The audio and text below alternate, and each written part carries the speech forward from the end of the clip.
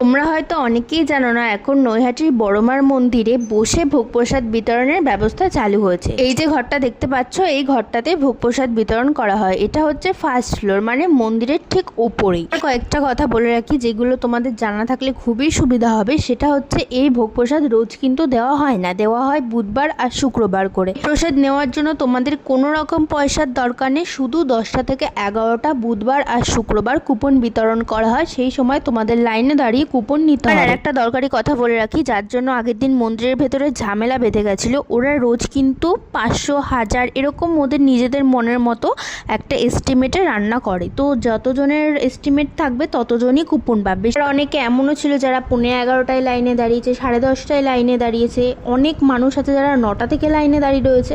তো প্রথম 500 জনই কুপন পেয়েছিল, তারপরে আর কেউ। আগের দিনের মেনুতে ছিল খিচুড়ি, বাঁধাকপি চাটনি, পাঁপড়, পায়েস। আর একটা কথা, যে খিচুড়ি ফ্রিতে খাওয়াচ্ছে বলে এমন না যে একবার দিয়ে চলে যাচ্ছে, যে যতবার চাইছে তাকে ততবার দিচ্ছে। 2-3বার করে খিচুড়ি তরকারি দেওয়া হয়েছে। তবে টিফিন বক্সে করে নিয়ে যাওয়া, পাত থেকে তুলে, এই অসভ্যতামিগুলো দয়া করে কেউ করবে না। হল ঘরটার মধ্যে এসি চলছিল, সুন্দর চেয়ার টেবিলের ব্যবস্থা ছিল স্টিলের। আর বড়মার প্রসাদ খেয়ে আগের দিন মনটা জাস্ট ভরে গেল, এত ভালো লাগলো।